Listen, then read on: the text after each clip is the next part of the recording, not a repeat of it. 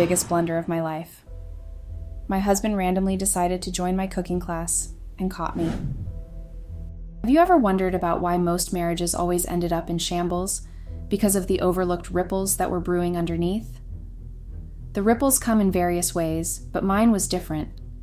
It started with a harmless cooking class I took to perfect my cooking creativity. Little did I know that it would destroy the essence of the marriage I have put together for years. For privacy, I won't disclose my husband's name by using a fake. I'm Remy Wells, a 32-year-old food stylist with a flair for creating culinary masterpieces. My career in food started as a way to cope with the stress of my previous job as an event planner. After years of coordinating weddings and corporate events, I found myself burnt out and craving creativity. I enrolled in a cooking class. I loved the idea of transforming a simple dish into a work of art, and soon I was styling food for local restaurants and magazines.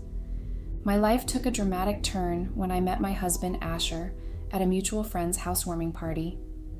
He was a friend of a friend, and I remember being introduced to him in the kitchen, where he was attempting to impress everyone with his grilling skills.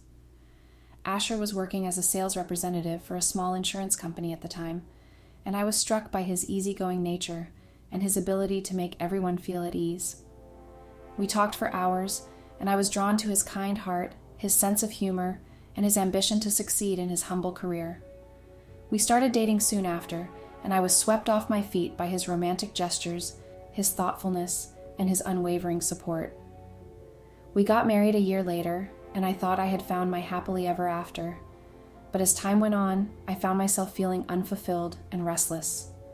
The spark that once burned so brightly between us began to fade, and I felt like I was just going through the motions of marriage. People change, and when they do, their actions often follow suit. It's a subtle shift, but one that can have far-reaching consequences. I've seen it happen to friends, family, and even myself. And then there's my husband, Asher. He was never the type to take an interest in cooking, content to leave the culinary duties to me. But as I've learned, people can surprise you. The biggest blunder of my life was when my husband randomly decided to join my cooking class and caught me in a compromising position with Daniel, my cooking instructor. I had grown complacent in my deception, thinking I had covered my tracks well enough. But Asher's sudden interest in cooking exposed me, and now I'm faced with the consequences of my actions. But despite Asher's many wonderful qualities, he had one flaw that I couldn't ignore: his old-fashioned views on marriage and family. He believed that I should be content with being a stay-at-home mom, dedicating myself to raising Caddy and managing the household. He saw his role as the sole breadwinner, and while he worked hard, his job wasn't paying enough to support our growing expenses. I felt suffocated by his traditional expectations, longing for a career of my own and financial independence. I wanted to contribute to our family's well-being, not just be a dependent wife. But Asher saw my desire for work as a betrayal, a sign that I wasn't committed to our family. He didn't understand that I needed something more, something that would fulfill me and make me happy. His stubbornness on this issue created tension in our marriage, and I began to feel resentful. I felt like I was living in a time warp, trapped in a role that didn't suit me. And that's when I met Daniel, my cooking instructor, who embodied everything Asher was not: modern, progressive, and passionate about life. He represented the freedom and excitement I craved, and I was drawn to him like a moth to flame. I met Daniel on a whim, signing up for a cooking class at a local culinary school. I needed a break from the monotony of my daily routine, and cooking had always been a passion of mine. Daniel was our instructor, and from the moment he walked in, I was struck by his energy and charisma. He was modern, forward-thinking, and had a way of making everyone feel at ease. As we cooked together, I found myself drawn to his views on women and marriage. He believed in equality, in partnership, and in supporting each other's dreams. He saw women as individuals, not just caregivers or homemakers. His perspective was refreshing, and I found myself opening up to him in ways I never had with Asher. Daniel was impressed by my culinary skills and encouraged me to take my passion to the next level. He saw the creativity and joy that cooking brought me, and he wanted to help me share that with others. We started meeting outside of class, exploring the city's food scene and talking about our dreams. He was everything Asher wasn't: spontaneous, adventurous, and unapologetically himself, and I was drawn to him like a magnet. The affair between Daniel and I started with innocent conversations about food, cooking techniques, and restaurant recommendations. Daniel would often ask for my input on new recipes or flavor combinations, and I found myself looking forward to his questions. As our conversations grew more frequent, I began to notice the way Daniel's eyes crinkled at the corners when he smiled, the way his hair curled slightly at the nape of his neck. I felt a flutter in my chest, but I brushed it off as mere friendship. One evening, as we were checking out a new food market, Daniel turned to me and asked me about the most spontaneous thing I had ever done. I laughed, feeling a spark of mischief, and told him about the time I'd taken a last-minute road trip to the beach. He listened, his eyes locked on mine, and I felt a jolt of connection. After that, our conversations took on a new tone. We'd touch arms while cooking or brush hands while reaching for the same ingredient. The tension between us grew until finally we shared a kiss in the kitchen, the air thick with the scent of garlic and olive oil. It was like a dam had burst, releasing a torrent of emotions and desires. We knew it was wrong, that we were both married, but we couldn't help ourselves. The affair had begun, and we were powerless to stop it. Yes, I know you thought Daniel was single, but no, I knew Daniel was married, just as I was. He wore a wedding ring, and occasionally he'd mention his wife Sarah. But we never discussed our marriages in depth, as if we both understood that some topics were off limits. I remember the first time I saw a photo of Sarah on Daniel's phone. We were cooking together, and he received a text from her. He smiled, and I caught a glimpse of a woman with long curly brown hair and a bright smile. I felt a pang of guilt, knowing that I was developing feelings for a married man. But I pushed those thoughts aside, convincing myself that our connection was harmless. We were just friends after all. Yet, as our relationship deepened, I couldn't help but wonder about Sarah. What was she like? Did she know about me? I knew I wasn't the only one with secrets, though. Daniel occasionally received mysterious texts, and he'd excuse himself to take calls from unknown numbers. I suspected he might be hiding something, but I didn't press the issue. We both knew the risks, but we couldn't resist each other. And so, we continued to see each other, always looking over our shoulders, waiting for the other shoe to drop. Asher's sudden appearance in the kitchen caught us off guard. The other women had already left the cooking class, and Daniel and I were alone, lost in our own little world. We were kissing, our lips locked in a passionate embrace, when Asher walked in. He dropped the container of fresh basil I had asked him to pick up for me, and it shattered on the floor. The sound broke the spell, and we sprang apart, guilty and flushed. I remembered then that I had called him earlier, asking him to bring the basil to the culinary school. I had forgotten, caught up in my own exploits. After that day, I stopped going to the cooking class. I couldn't face Daniel, and I couldn't bear the thought of Asher's disapproving gaze. I tried to appease my husband, to make amends for my betrayal. I begged him to forgive me, to give me another chance.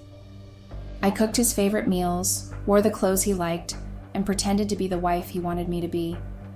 But the spark was gone, and I knew it. I was just going through the motions, trying to salvage what was left of our marriage. Asher was distant, cold, and detached. He didn't yell or scream, but his silence was deafening. I knew I had hurt him deeply, and I didn't blame him for his anger. I had broken his trust, and I didn't know how to repair it. Asher's silence and distance weren't just because of Daniel. I knew that. It was because he had caught me before with another man, in another moment of weakness. I had thought that incident was buried, that Asher had forgiven me, but now I realized that the wound was still open. It was a few years ago when we were still living in the city. I had met a man, Alex, at a conference for work. He was charming, successful, and attentive. I was lonely, feeling trapped in my marriage, and I fell for his advances. We had a brief affair, but it ended when Asher caught us together in a hotel room. I remembered the look on his face, the shock, the anger, the disappointment. I had begged for forgiveness, promised it would never happen again, and it didn't, until Daniel. But now I realized that Asher's trust was broken, irreparably. He couldn't look at me because he saw me as a cheater, a liar, a woman who couldn't be faithful. and I didn't blame him. I saw myself the same way. Asher didn't just withdraw from me, he also went to report my transgressions to my family. I knew I was in trouble when I saw my parents, my siblings, and even my aunt and uncle gathered in our living room. They all looked at me with disappointment and shame, as if I had brought dishonor to the family. He told them everything, about Daniel, about Alex, about my lies and deception. He painted me as a villain, a woman who couldn't be trusted, and my family ate it up, chastising me, begging Asher to forgive me and take me back. My mother cried, my father lectured, my siblings looked at me with disgust. I felt like I was on trial, like I was the worst person in the world. And Asher, he just sat there, his expression smug, like he had won some kind of victory. I tried to defend myself, to explain, but no one wanted to listen. They just wanted to shame me, to make me feel small. And Asher, he just sat there, enjoying the show. The days that followed were a blur of shame and anger. I felt hurt and betrayed by Asher's decision to report me to my family. I knew I had made mistakes, but I didn't think I deserved to be publicly shamed. As the anger settled inside me, I began to think of ways to get back at Asher. I wanted to hurt him like he had hurt me, and then I thought of Daniel. I hadn't seen or spoken to Daniel since Asher caught us together. But now, I found myself driving to his apartment, my heart racing with anticipation. When he opened the door, he looked surprised to see me, but then a slow smile spread across his face. "Remy," he said, his voice low and husky, "I've missed you." I didn't say anything. I just walked in, and he closed the door behind me. We didn't need words. Our bodies spoke for us. It was like we were picking up where we left off, the passion and desire still simmering between us. For a few hours, I forgot about Asher, forgot about my family, forgot about the shame and guilt. All I knew was Daniel's touch, his kiss, his love, and I knew I was in trouble because I didn't want to stop. I started leaving home to meet Daniel, sneaking around like a teenager. It was exhilarating and freeing, but also guilt-ridden and stressful. I knew I couldn't keep it up for long, but I couldn't help myself. I was addicted to Daniel, to the way he made me feel. We'd meet in secret, in hidden corners of the city, in parks and alleys, but the secrecy was taking a toll. I was constantly looking over my shoulder, worried that Asher or my family would find out. I was lying to everyone, to Asher, to my family, to myself. Another trouble began when I got caught by Sarah, Daniel's wife. I was meeting Daniel at a coffee shop when Sarah, Daniel's wife, walked in and saw us together. Her eyes widened in shock and anger, and I knew I was in trouble. Sarah's face twisted in fury as she took in the scene before her. She looked at me with disgust, her eyes blazing with anger. I felt a wave of shame wash over me as I realized I had been caught. Daniel tried to intervene, but Sarah was having none of it. She turned on him, her anger and betrayal evident on her face. The atmosphere was tense and uncomfortable, and I knew I had to get out of there. Sarah stormed out of the coffee shop, leaving us sitting there alone and ashamed. Sarah stormed back into the coffee shop, her anger still simmering. This time, she wasn't content with just confronting us. She wanted to humiliate me. With a fierce cry, she grabbed a cup of hot coffee from the counter and poured it all over me. I shrieked in shock and embarrassment as the scalding liquid soaked through my clothes and onto my skin. The coffee shop patrons gasped in horror, and I felt my face burn with shame. But Daniel didn't flinch. He didn't even glance at me as I sat there, dripping with coffee and humiliation. Instead, he took off after Sarah, chasing her out of the coffee shop and into the street. I watched in amazement as he followed his raging wife, trying to calm her down. He didn't seem bothered by the scene she had made, or the fact that I was sitting there covered in coffee. His only concern was Sarah, and I realized that he was still deeply in love with her.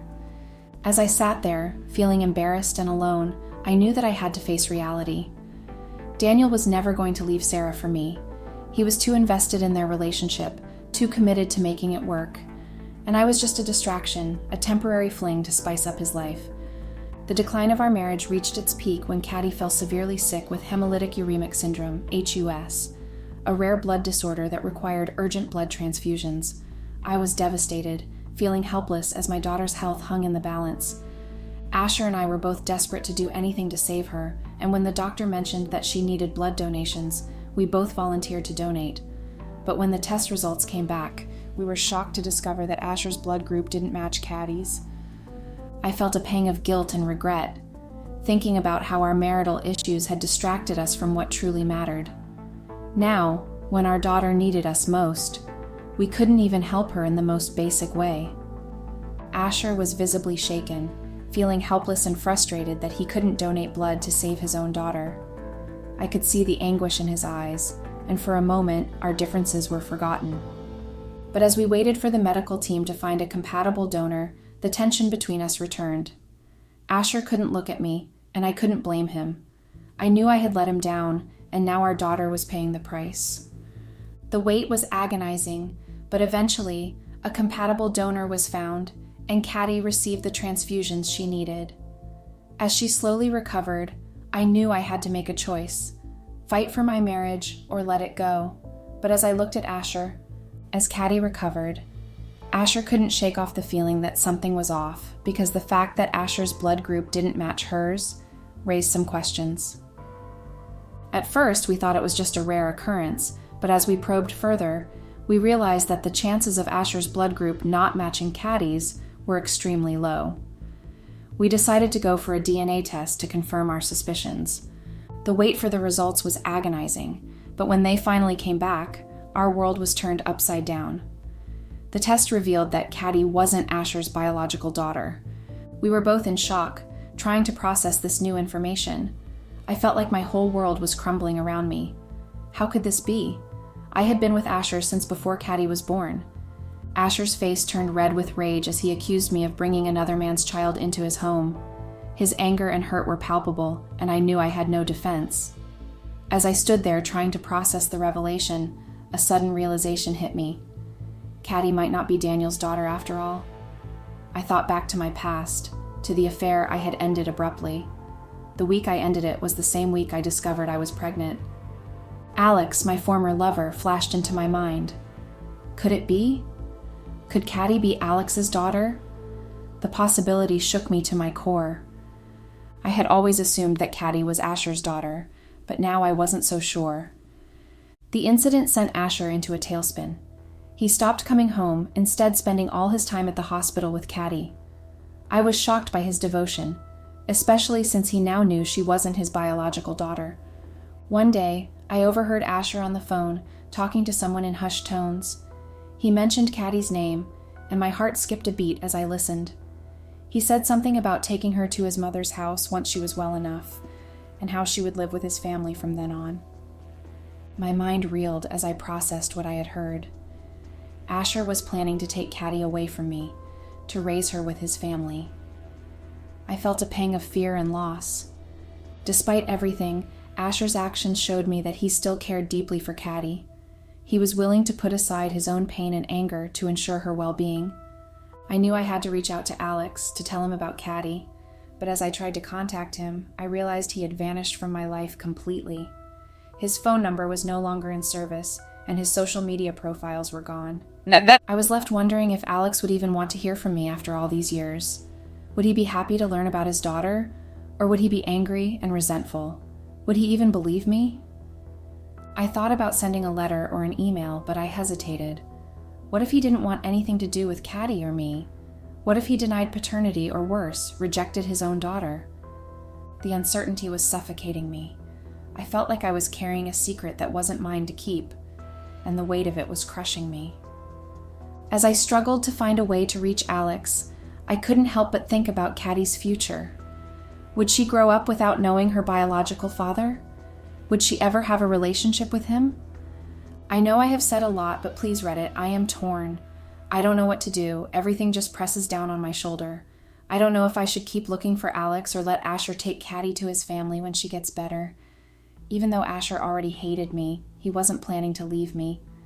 I don't know if I should leave myself because the guilt of what I have done is eating me up. I need advice, please. Update. I'm shocked, hurt, and honestly angry about the comments and inbox messages I've received. I expected empathy and understanding from this community, but instead, I've been met with judgment, anger, and even personal attacks. People are saying I'm not remorseful enough, that I'm still trying to justify my actions. Newsflash. I'm trying to process a complex situation here.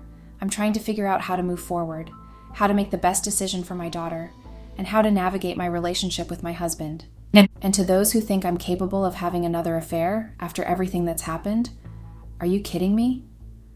I'm barely holding my life together right now. I'm trying to pick up the pieces of my shattered relationships and move forward. The last thing on my mind is starting another affair. One commenter even said I'm milking my situation for attention. Excuse me? I'm trying to find a way to navigate this mess and make the best decision for my daughter. I'm not looking for sympathy or attention. I'm looking for guidance and support. I'm also getting messages saying I should just own up to my mistakes and move on. Easy for you to say, stranger. You're not the one living this reality. You're not the one who has to face the consequences of my actions every day. I thought Reddit was a place for support and advice, but I guess I was wrong. Some of you need to take a step back and reevaluate your own lives before judging mine. I'm trying to do the best I can here, and I deserve better than to be torn apart by strangers on the internet. Edit. I'm taking a break from responding to comments for now. Too much negativity. Update. I know I said I'd be taking a break from posting, but life had other plans. I wanted to give you all an update on my situation, but things took a turn for the worse. My daughter needed another blood transfusion due to hemolysis, a complication from her previous transfusion. Essentially, her immune system started attacking the donated blood, and we had to find a new donor ASAP. We were lucky to find a match, but it was a stressful and emotional roller coaster. Seeing my daughter go through that again was heartbreaking. I felt so helpless, watching her little body fight against the very thing that was supposed to save her. The hospital stay was a blur of tests, treatments, and worry. Asher was a rock, staying by our side the whole time, even though, well, you all know what's going on between us. I'm grateful for his support, even if our relationship is still uncertain. In the midst of all this, I haven't had the chance to think about my situation with Asher or reaching out to Alex. My priority is my daughter's health right now. Everything else can wait.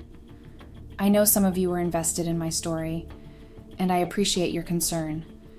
I'll try to update you all when I can, but for now, I need to focus on my daughter's recovery.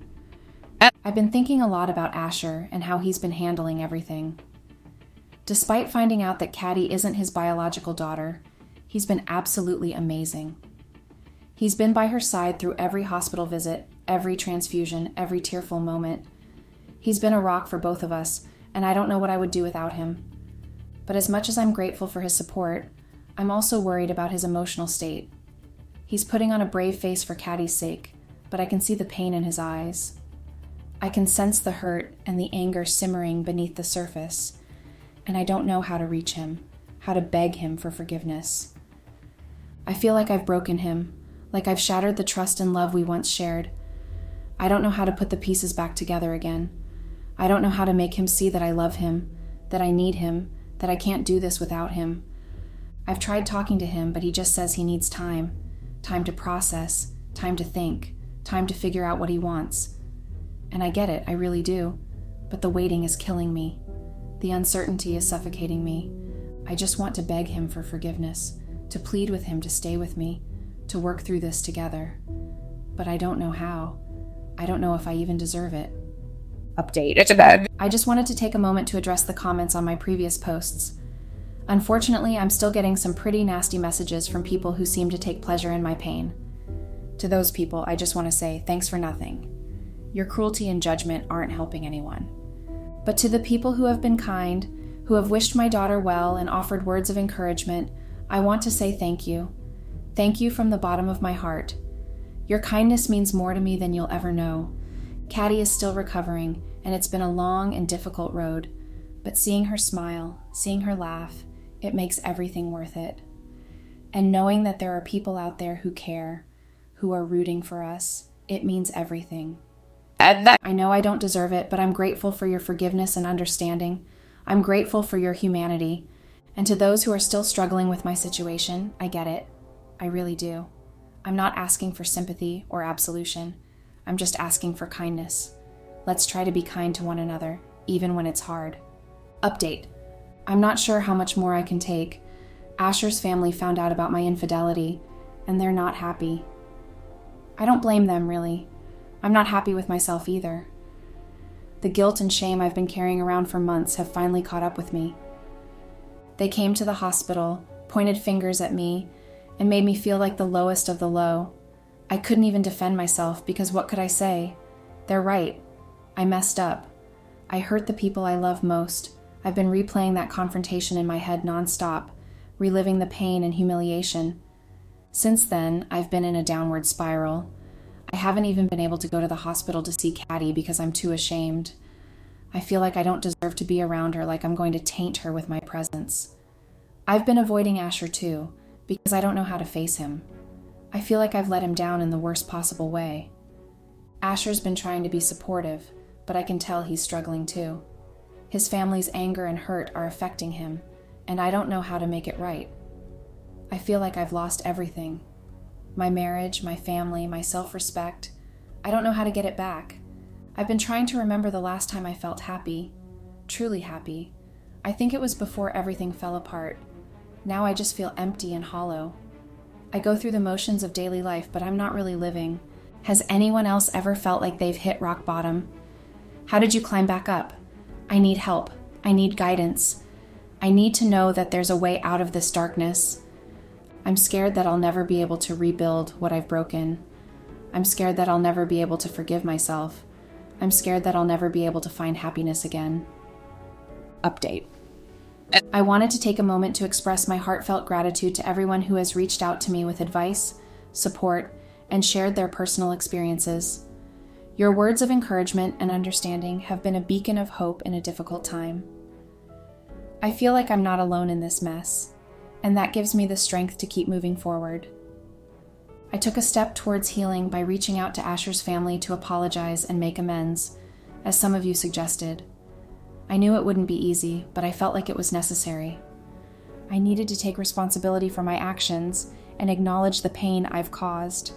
However, they declined to meet with me, citing the depth of their hurt and need for time to process.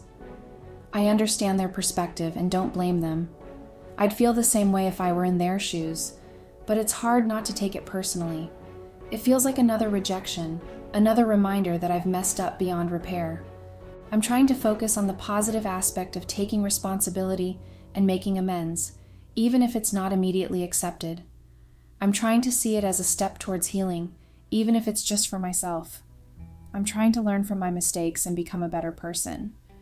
I'll continue to move forward, seeking forgiveness and working towards personal growth. I hope that someday I'll be able to rebuild trust in relationships. I hope that someday I'll be able to forgive myself. Thank you again for your support and guidance. It's invaluable to me during this challenging journey. Your words and experiences have given me hope and encouragement when I needed it most. Update. I wanted to share an update with you all about my situation. I've been feeling overwhelmed with guilt and shame, and I've been trying to figure out how to make things right with Asher. My infidelity has caused so much pain and hurt, and I don't know how to undo it. I've been apologizing to him nonstop, trying to express how deeply sorry I am for my actions. I know I can never go back in time and change what happened, but I want him to know that I take full responsibility for my mistakes. I'm not making excuses or justifying my behavior. I'm simply owning up to it and trying to make amends. As a result of my guilt and shame, I've decided to move out of our home for a while. I feel like I need to give Asher space and time to process his emotions, and I need to give myself time to reflect on my actions. I'm not sure how long I'll be gone, but I know it's necessary for both of us. I'm not sure what the future holds, but I'm committed to doing the hard work necessary to regain Asher's trust and respect. I love him and our family, and I'm willing to do whatever it takes to make things right. I know it won't be easy, and I know it won't happen overnight, but I'm willing to put in the effort. I know some of you may think I'm making a mistake by moving out, but I feel like it's necessary for both of us. I need to focus on my own healing and growth, and Asher needs time to figure out what he wants. I'm not giving up on our relationship, but I am giving us both the space we need. Thanks for listening, Reddit. Your support and guidance have meant the world to me during this difficult time. I don't know what I would do without this community. Update. I have some wonderful news to share with you all. Caddy has finally been discharged from the hospital after her treatment. I'm overjoyed to see my little girl smiling and laughing again. The past few weeks have been a roller coaster of emotions, but this moment makes everything worth it. She's been taken to Asher's family's house to spend some time with them, and I couldn't be happier. They've been amazing throughout this whole ordeal, providing love, support, and care to both Caddy and Asher. I'm so grateful to have them in our lives. Seeing Caddy again was like a weight had been lifted off my shoulders. I felt like I could finally breathe again. She's still a bit weak, but her spark is back, and that's all that matters. Her smile lit up the room, and her laughter was music to my ears. I spent the day with her today, and it was like no time had passed at all. We cuddled, played, and just enjoyed each other's company. I felt like I was home again. I read her favorite books, sang her favorite songs, and just soaked up every moment with her. I know I still have a long way to go to regain Asher's trust and respect, but seeing Caddy happy and healthy makes everything worth it. I'm grateful for this second chance, and I won't waste it. I'll keep working on myself, on our relationship, and on being the best mom I can be. Thanks for your continued support and kindness, Reddit. Update. I wanted to make one last post to express my heartfelt gratitude to everyone who has been a part of my journey on this subreddit. From the bottom of my heart, thank you to those who advised me, supported me, and even hated on me. Yes, I mean you too. Your input, whether positive or negative, has helped me grow and learn in ways I never thought possible. I have to admit, when I first started posting here, I was a mess. My life was falling apart, and I didn't know how to pick up the pieces. But with your help, I've been able to slowly start rebuilding. I've learned to take responsibility for my actions, to own up to my mistakes, and to seek help when I need it. I'm happy to report that I've taken the necessary steps to start rebuilding my life. I've got my own apartment now, and I've resumed work. It's been a challenge, but I'm determined to create a better life for myself and my daughter. I've started attending therapy sessions, and I'm working on rebuilding my relationship with Asher, even if it's just as co-parents for now. I want to thank you all again for being part of this journey with me. Your kindness, empathy, and honesty have meant everything. I'll be taking a break from this subreddit, but I'll never forget the impact you've had on my life. To those who are struggling, know that there is hope. Keep pushing forward, even when it feels like the darkness will consume you. Seek help, support, and guidance. And most importantly, be kind to yourself. Remember that everyone makes mistakes, and it's never too late to start again. This is my final post. I'm closing this chapter of my life and starting anew. Thank you for being part of it. Wishing you all love, light, and happiness. May we all find peace and happiness on our journeys.